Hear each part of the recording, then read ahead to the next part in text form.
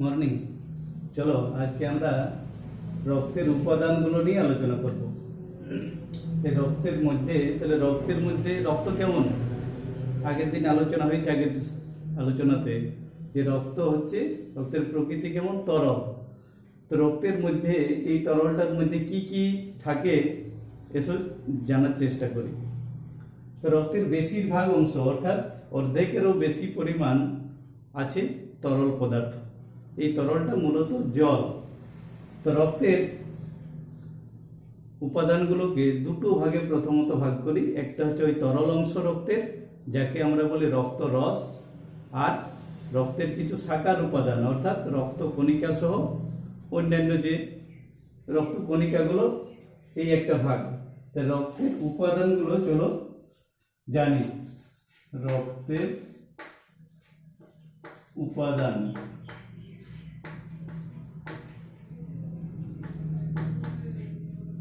রক্তের উপাদান তাহলে কি বললাম যে রক্ত মূলত দুটো জিনিস নিয়ে গঠিত। অর্ধেকের বেশি আছে রক্ত রস,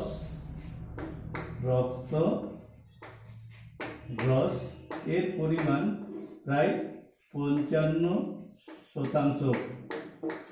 আর থাকে বাকিটা রক্ত কণিকা, বাকিটা থাকছে রক্ত কণিকা। তাহলে এর রক্ত কণিকা কত থাকবে?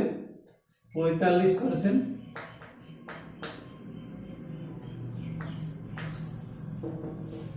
তাহলে রক্তের মূল উপাদান হলো দুটো। একটা হচ্ছে রক্ত রস, যার পরিমাণ 55%, আর আছে রক্ত কণিকা, যার পরিমাণ 45%। এরপর রক্ত রসের মধ্যে থাকে তিন ধরনের জিনিস, বেশিরভাগটাই হচ্ছে জল। তাই রক্ত রসের বেশিরভাগটাই হচ্ছে জল। এই জলের পরিমাণ 91 থেকে 92%। জল কত আছে? 91 থেকে 92%। অর্থাৎ রক্ত রসের বেশিরভাগটাই জল। আর আছে কিছু কঠিন পদার্থ,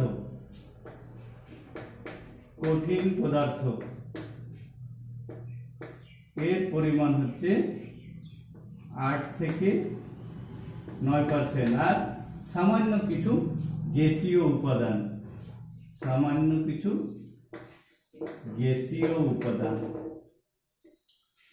তাহলে রক্ত রসের মধ্যে কি কি পেলাম?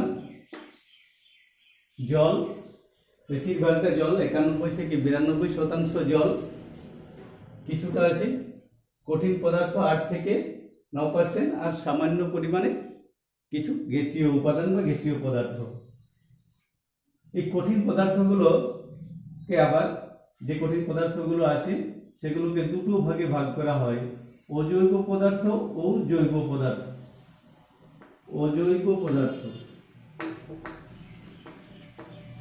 অজৈব পদার্থ এদের পরিমাণ হচ্ছে অল্প পরিমাণে। অজৈব পদার্থ 0.9% আছে অজৈব পদার্থ।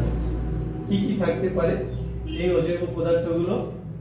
বড় করে তো লেখা যাবে না, আমি শুধু চিহ্নের সাহায্যে লিখছি। Sodium, potassium, calcium, magnesium, iron, phosphorus, iodine ইত্যাদি।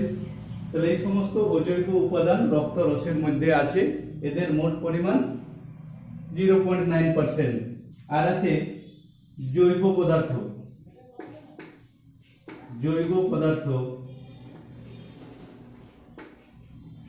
এদের পরিমাণ হচ্ছে 7 থেকে 8%। অর্থাৎ জৈব পদার্থটা বেশি আছে। এই জৈব পদার্থগুলোকে আরো কয়েকটা ভাগে ভাগ করে আমরা পড়ব। জৈব পদার্থের মধ্যে আছে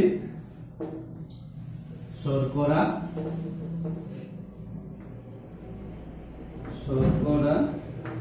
এখানে শর্করা বলতে গ্লুকোজ থাকে, এখানে লিখবে গ্লুকোজ। শর্করা বলতে আমাদের রক্ত রসে আছে গ্লুকোজ। আছে কিছু প্রোটিন, আছে কিছু প্রোটিন। এখানে লেখার জায়গাটা একটু ছোট হয়ে যাচ্ছে, তোমরা লিখে নেবে, আমি কয়েকটা লেখা যাচ্ছে সেগুলো লিখে দিচ্ছি, বাকিটা লিখে নেবে। অ্যালবুমিন, অ্যালবুমিন, নিচে লিখবে প্রথম বিন, ফাইব্রিনোজেন ইত্যাদি, এরকম প্রোটিন আছে। আর থাকে ফ্যাট, তাহলে শর্করা, প্রোটিন, ফ্যাট। ফ্যাটের মধ্যে কি কি থাকে এখানে লিখবে, ফ্যাটি অ্যাসিড,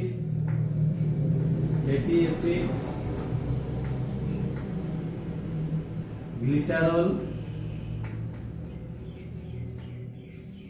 আর জায়গা হচ্ছে না, গ্লিসারল, আর দুটো লিখে না, কোলেস্টেরল, ট্রাইগ্লিসারাইড ইত্যাদি। এছাড়াও থাকে প্রোটিন বিহীন কিছু, কিছু নাইট্রোজেন বিহীন, কিছু প্রোটিন বিহীন নাইট্রোজেন যুক্ত পদার্থ, প্রোটিন বিহীন নাইট্রোজেন যুক্ত পদার্থ, প্রোটিন বিহীন নাইট্রোজেন যুক্ত পদার্থ। বোর্ডটা একটু ছোট হয়ে গেছে যার ফলে সবটা লেখা যাচ্ছে না। এর মধ্যে লিখবে urea, uric acid, creatine, creatinine ইত্যাদি। আর থাকে কিছু রঞ্জক পদার্থ, রঞ্জক পদার্থ, অর্থাৎ রঞ্জক পদার্থের মধ্যে লিখবে বিলুরুবিন, বিলুরুবিন, আরেকটা লিখবে বিলুরুবিন আর বিলিভারডিন। তাহলে রক্ত রসের মধ্যে যে রঞ্জক পদার্থ আছে তার মধ্যে লিখলে বিলুরুবিন আর বিলিভারডিন। এছাড়াও আরো কিছু পদার্থ থাকে যেগুলোকে অন্যান্য পদার্থ বলে উল্লেখ করবে, অন্যান্য পদার্থ।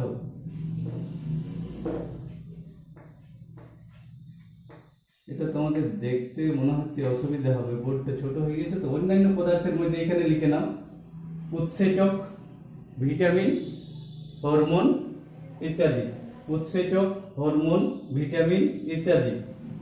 তাহলে এই রক্ত রসের মধ্যে এই উপাদানগুলো পাওয়া যায়। বেশিরভাগটা হচ্ছে জল, 91 থেকে 92%, 8 থেকে 9% কঠিন পদার্থ, আর কিছু গ্যাসীয় উপাদান। কঠিন পদার্থগুলোকে দুটো ভাগে ভাগ করে অজৈব পদার্থ ও জৈব পদার্থ। অজৈব পদার্থের মধ্যে sodium, potassium, calcium, magnesium, iron, phosphorus, iodine ইত্যাদি থাকে।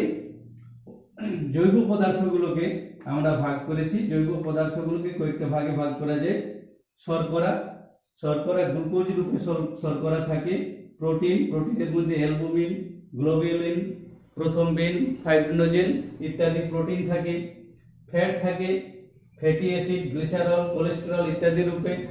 প্রোটিন বিহীন নাইট্রোজেন যুক্ত কিছু পদার্থ আছে, urea, uric acid, creatine, creatinine আর অন্যান্য। আর কিছু রঞ্জক পদার্থ বিলুরুবিন আর বিলিভারডিন, এই দুটো নাম খুব ভালো করে মনে রাখবে। আর আছে অন্যান্য কিছু পদার্থ যার মধ্যে উৎসেচক, ভিটামিন, হরমোন ইত্যাদি। তাহলে রক্ত রসে কি কি আছে জানলাম। এরপর দেখে নেওয়া যাক রক্ত কণিকা। রক্ত কণিকা অর্থাৎ রক্তের সাকার উপাদানগুলোকে বলা হয় রক্ত কণিকা। এরা মূলত তিন প্রকার, এরা মূলত তিন প্রকার। লোহিত রক্ত কণিকা,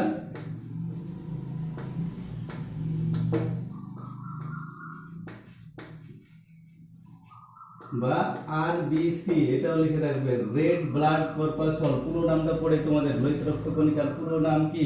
রেড ব্লাড কর্পাসল। পড়ে আছে শ্বেত রক্ত কণিকা, শ্বেত রক্ত কণিকা, এদেরকে বলা হয় ডাব্লিউবিসি, হোয়াইট ব্লাড কর্পাসল। আর 3 নম্বরে আছে অনুচক্রিকা, অনুচক্রিকা, প্লেটলেটস, তাহলে এই তিন ধরনের রক্তকণিকা আমাদের রক্তে পাওয়া যায়। এই রক্তকণিকাগুলোকে আমরা একটা পাওয়ার পয়েন্ট প্রেজেন্টেশনে এই ছবিগুলো দেখে দেখে পড়বো। আমি ভাগটা এখন বলে দিচ্ছি।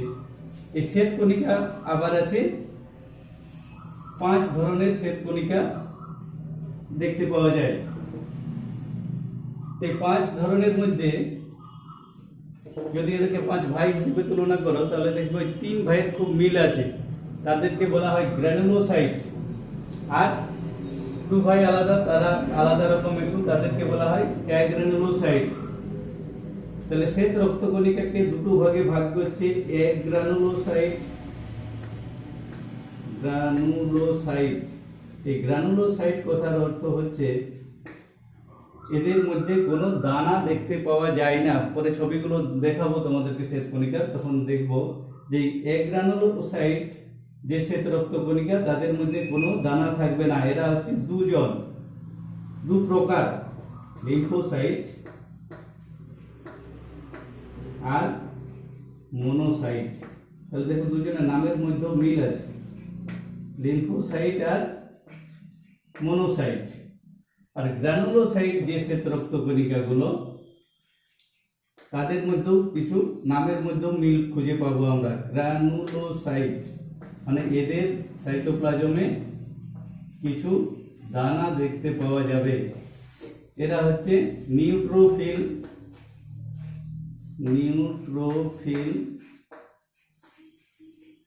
ইওসিনোফিল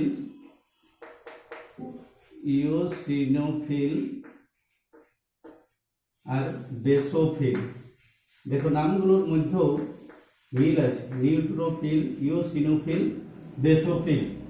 অর্থাৎ এই 3 ধরনের শ্বেতকণিকার মধ্যে এদের সাইটোপ্লাজমে কিছু দানাদার পদার্থ পাওয়া যায় বলে এদেরকে গ্রানুলোসাইট বলে। আর লিম্ফোসাইট, মনোসাইট এই শ্বেত রক্তকণিকার সাইটোপ্লাজমে কোনো দানা দেখতে পাওয়া যায় না, তাই এদেরকে অ্যাগ্রানুলোসাইট বলে, যার উদাহরণ হলো লিম্ফোসাইট আর মনোসাইট। আর আছে অনুচক্রিকা। এদের একটু ডিটেলস, চলো আমরা একটা ছবি দেখে নিই। ছবিটা দেখে দেখে এদের ডিটেলসটা পড়বো, অর্থাৎ কে কোথায় তৈরি হয়, কার কতদিন আয়ু, এগুলো আমরা জেনে নেব। একটা পাওয়ার পয়েন্ট প্রেজেন্টেশন চলো দেখে নেওয়া যাবে।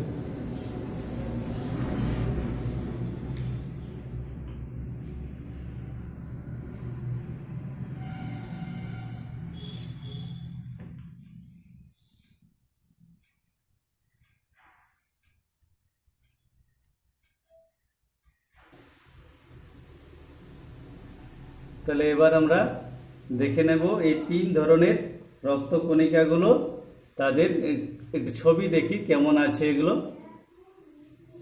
প্রথমেই আছে বিভিন্ন প্রকার শ্বেত রক্তকণিকা।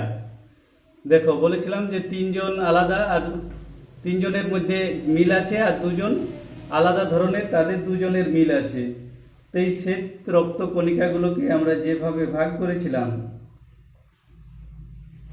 গ্রানুলোসাইটগুলোকে দেখো প্রথমে আছে নিউট্রোফিল, তারপরে আছে ইওসিনোফিল, বেসোফিল, পরে আছে মনোসাইট আর লিম্ফোসাইট।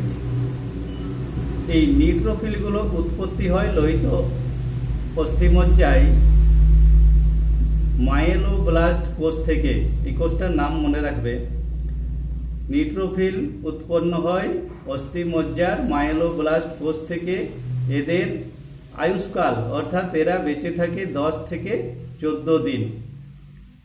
10 থেকে 14 দিন বাঁচে। রক্তের মোট যত পরিমাণ শ্বেত রক্তকণিকা থাকে তার 60 থেকে 70% থাকে নিউট্রোফিল। 60 থেকে 70% থাকে নিউট্রোফিল। প্রতি মাইক্রোলিটারে এদের সংখ্যা 3000 থেকে 6000। এরা কি কাজ করে? এরা ফেগোসাইটোসিস পদ্ধতিতে রোগ জীবাণু ধ্বংস করে। ফেগোসাইটোসিস পদ্ধতিতে রোগ জীবাণু ধ্বংস করে নিউট্রোফিল। এরপরের যে শ্বেত রক্তকণিকাটা দেখতে পাচ্ছ, যার ছবিটা নিউট্রোফিলের চেয়ে বড়, এদেরও উৎপত্তি স্থল ওই একই জায়গায় অস্থিমজ্জার মাইলোব্লাস্ট কোষ থেকে। এদের গড় আয়ু 8 থেকে 12 দিন। এই আয়ুষ্কালটা মনে রাখবে, গড় আয়ু 8 থেকে 12 দিন। মোট শ্বেত রক্তকণিকার 2 থেকে 4% হচ্ছে ইওসিনোফিল, অর্থাৎ এদের সংখ্যাটা কম থাকে। প্রতি মাইক্রোলিটারে এদের সংখ্যা 150 থেকে 400। এরা কি করে? এরা হিস্টামিন শোষণ করে অ্যালার্জির উপসর্গ দমন করে এবং অ্যালার্জি হলে এদের সংখ্যা বেড়ে যায়। চলো এর পরবর্তী শ্বেতকণিকাটা সম্পর্কে জানি। পরবর্তী শ্বেতকণিকাটা কি লেখা আছে? বেসোফিল। বেসোফিল উৎপত্তি স্থান একই, অস্থিমজ্জা মাইলোব্লাস্ট কোষ থেকে, গড় আয়ু 12 থেকে 15 দিন। এদের সংখ্যাটা হচ্ছে আরও কম, মোট লোহিত রক্তকণিকার ওই 1%-এর কাছাকাছি, 0 থেকে 1%, অর্থাৎ খুব কম। প্রতি মাইক্রোলিটারে এদের সংখ্যা 100 কাছাকাছি বা তার নিচেই থাকে। এরা কি করে? এরা একটা গুরুত্বপূর্ণ কাজ করে। হেপারিন বলে একটা রক্ত তঞ্চন রোধী একটা পদার্থ ক্ষরণ করে, যার ফলে আমাদের রক্তনালীর মধ্যে তঞ্চিত হয় না বা জমাট বেঁধে যায় না। তাহলে বেসোফিল হেপারিন নামক একটি পদার্থ ক্ষরণ করে, যা রক্তকে রক্তনালীর মধ্যে জমাট বাঁধতে দেয় না। এর পরের শ্বেতকণিকাটা কি আছে? এর পরের শ্বেতকণিকাটা দেখো কি আছে, যেটা সবচেয়ে বড় দেখাচ্ছে। এই শ্বেত রক্তকণিকাটার নাম হচ্ছে, একটু ছবিটা একটু বড় করার চেষ্টা করি, একটু ছবিটা বড় করে দেখো তো। ছবিটা বড় করে দেখলে কি লেখা আছে? মনোসাইট। এই মনোসাইটের আমরা পড়ব এদের উৎপত্তি স্থল। এদের উৎপত্তি স্থলটা আগেরগুলো কি ছিল? মাইলোব্লাস্ট। এদের উৎপত্তি স্থল হচ্ছে প্লীহা ও লোহিত অস্থিমজ্জার মোনোব্লাস্ট কোষ থেকে। এটা একটু দেখো আলাদা আছে, আগেরগুলো ছিল অস্থিমজ্জার মাইলোব্লাস্ট কোষ থেকে। এরা প্লীহাতে উৎপন্ন হয় এবং লোহিত অস্থিমজ্জার মোনোব্লাস্ট কোষ থেকে মনোসাইট শ্বেত রক্তকণিকা তৈরি হয়। এদের আয়ুষ্কালটা খুবই কম, 2 থেকে 4 দিন এদের আয়ু। এরা হচ্ছে সবচেয়ে বড় শ্বেত রক্তকণিকা। এদের আয়তন, যে 5টা রক্তকণিকা এখানে দেখতে পাচ্ছ, দেখো তার মধ্যে সবচেয়ে বড় আছে এই মনোসাইট শ্বেত রক্তকণিকাটি। এরা কি করে? এরাও ফেগোসাইটোসিস পদ্ধতিতে রোগ জীবাণু ধ্বংস করে। আর এদের সংখ্যাটা কমই থাকে। মোট শ্বেত রক্তকণিকার 2 থেকে 5% থাকে মনোসাইট। তাহলে মনোসাইটের সংখ্যাও কম আর এদের জীবনকালও কম, 2 থেকে 4 দিন বাঁচে। কিন্তু এরা হচ্ছে সবচেয়ে বড় রক্তকণিকা, এটা মনে রাখবে। আর এদের কাজটা কি হলো? ফেগোসাইটোসিস পদ্ধতিতে রোগ জীবাণু ধ্বংস করে। মনোসাইটের পাশেরটা দেখা যাক, এর নাম হচ্ছে লিম্ফোসাইট। এরা প্লীহা ও লসিকা গ্রন্থির লিম্ফোব্লাস্ট কোষ থেকে উৎপন্ন হয়। লিম্ফোব্লাস্ট কোষ থেকে এদের গড় আয়ু আরও কম, 1 থেকে 3 দিন। তাহলে লিম্ফোসাইটের আয়ু হচ্ছে 1 থেকে 3 দিন। আর এদের কাজ, এরা গুরুত্বপূর্ণ একটা কাজ করে। এরা অ্যান্টিবডি সংশ্লেষ করে, তার মাধ্যমে রোগ জীবাণু ধ্বংস করে। তাহলে রোগ জীবাণু ধ্বংস করছে অন্যান্য শ্বেত রক্তকণিকাও, কিন্তু এ কি করে? এ অ্যান্টিবডি সংশ্লেষ করার মাধ্যমে রোগ জীবাণুকে ধ্বংস করে। তাহলে এই হলো শ্বেত রক্তকণিকাগুলোর উৎপত্তি, আয়ুষ্কাল, তাদের সংখ্যা ও কাজ। এরপরে কোন রক্তকণিকাটা আছে একটু দেখে নেওয়া যাক। লোহিত রক্তকণিকা। লোহিত রক্তকণিকা এরা ভ্রূণ অবস্থায় ভ্রূণের ভ্যাসকুলোসা অঞ্চল থেকে উৎপত্তি হয়। জন্মের ঠিক 1 মাস আগে যকৃৎ ও প্লিহা থেকে, আর জন্মের পর অস্থিমজ্জার হিমোসাইটোব্লাস্ট কোষ থেকে উৎপন্ন হয়। হিমোসাইটোব্লাস্ট কোষ থেকে উৎপন্ন হয়। এদের গড় আয়ুষ্কাল হচ্ছে 120 দিন। অর্থাৎ যে সমস্ত রক্তকণিকাগুলো আছে তাদের মধ্যে লোহিত রক্তকণিকা সবচেয়ে বেশি দিন বাঁচে। 120 দিন হচ্ছে এদের গড় আয়ু। এদের গড় আয়ু তাহলে হলো কত? 120 দিন। অন্যান্য যে রক্তকণিকাগুলো আমরা পড়েছি তাদের দেখেছি গড় আয়ুটা খুব কম। এদের সংখ্যা অনেকটাই বেশি। প্রাপ্তবয়স্ক পুরুষদের ক্ষেত্রে প্রতি মাইক্রোলিটারে লোহিত রক্তকণিকার সংখ্যা 50 লক্ষ, আর মহিলাদের ক্ষেত্রে 45 লক্ষ। এটা মনে রাখবে একটু যে দুটো সংখ্যার পার্থক্য আছে। পুরুষদের ক্ষেত্রে প্রতি মাইক্রোলিটারে 50 লক্ষ লোহিত রক্তকণিকা থাকে, আর মহিলাদের ক্ষেত্রে 45 লক্ষ। কাজ কি? লোহিত রক্তকণিকা আমাদের শ্বাস বায়ু পরিবহনে, অর্থাৎ অক্সিজেন ও কার্বন ডাইঅক্সাইডের পরিবহনে সাহায্য করে। অক্সিজেন পরিবহন করে অক্সি হিমোগ্লোবিন রূপে, আর কার্বনকে পরিবহন করে কার্বামিনো হিমোগ্লোবিন রূপে। এই দুটো যৌগ গঠন করে ওই গ্যাসীয় উপাদানগুলোকে এক জায়গা থেকে আরেক জায়গায় নিয়ে যায়। রক্তের অম্ল ও ক্ষারের ভারসাম্য বজায় রাখে লোহিত রক্তকণিকা। রক্তের সান্দ্রতা বজায় রাখে। আর ওই যে রক্ত রসে তোমাদেরকে বললাম যে দুটো রঞ্জক পদার্থ বিলিরুবিন আর বিলিভার্ডিন থাকে, এই বিলিরুবিন আর বিলিভার্ডিন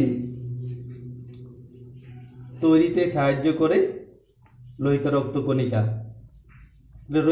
লোহিত রক্তকণিকাগুলোর ছবিটাই দেখো যে এদের আকৃতিটা কেমন, দ্বি অবতল চাকতির মতো। পরিণত অবস্থায় এদের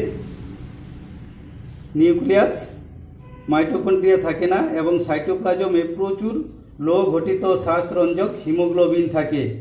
প্রচুর লৌহ ঘটিত শ্বাসরঞ্জক হিমোগ্লোবিন থাকে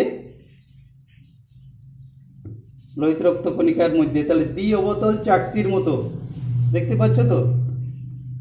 তাহলে লোহিত রক্তকণিকার আকৃতিটা হলো দ্বি অবতল চাকতির মতো।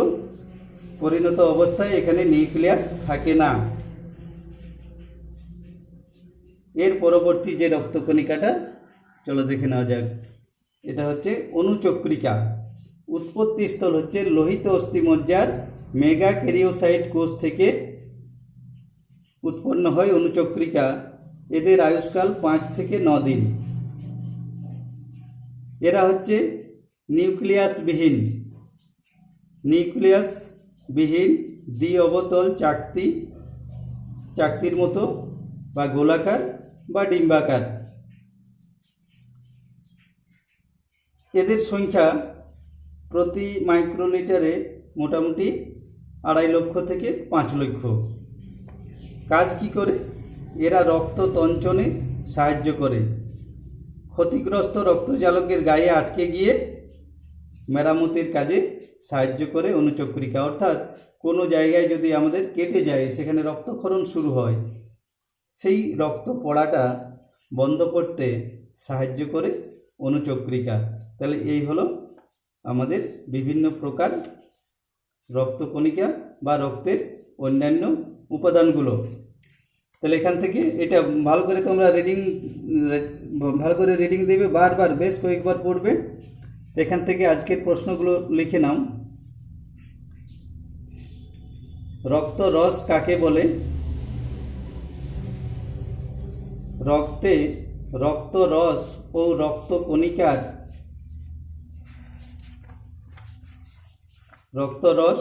রক্তকণিকার অনুপাত উল্লেখ করো। রক্তরসে কি কি অজৈব পদার্থ থাকে? রক্তরসে কি কি অজৈব পদার্থ থাকে? পরের প্রশ্ন, রক্তরসে অবস্থিত কয়েকটি প্রোটিনের নাম লিখো। রক্তরসে অবস্থিত কয়েকটি প্রোটিনের নাম লিখো।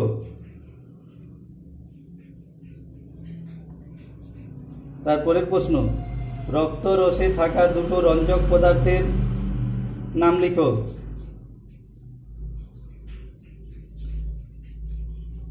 পরবর্তী প্রশ্ন, ডাব্লিউবিসির পুরো নাম কি?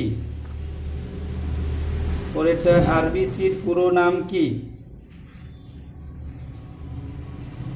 মানুষের দেহে প্রতি মাইক্রোলিটারে লোহিত রক্তকণিকার সংখ্যা কত? পরের প্রশ্ন, লোহিত রক্তকণিকার আয়ু কতদিন? পরের প্রশ্ন, একটি নিউক্লিয়াসবিহীন রক্তকণিকার নাম লিখো। হেপারিন কি? হেপারিন কি? নিউট্রোফিল ও ইওসিনোফিলের কাজ উল্লেখ করো। নিউট্রোফিল ও ইওসিনোফিলের কাজ উল্লেখ করো। পরের প্রশ্ন, কোন প্রকার শ্বেত রক্তকণিকা অ্যান্টিবডি সৃষ্টির মাধ্যমে রোগ জীবাণু ধ্বংস করে? কোন প্রকার শ্বেত রক্তকণিকা অ্যান্টিবডি সৃষ্টির মাধ্যমে রোগ জীবাণু ধ্বংস করে?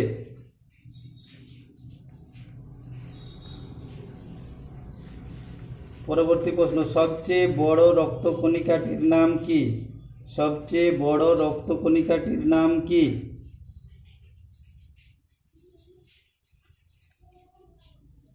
হয়েছে, সবচেয়ে বড় রক্তকণিকাটির নাম কি?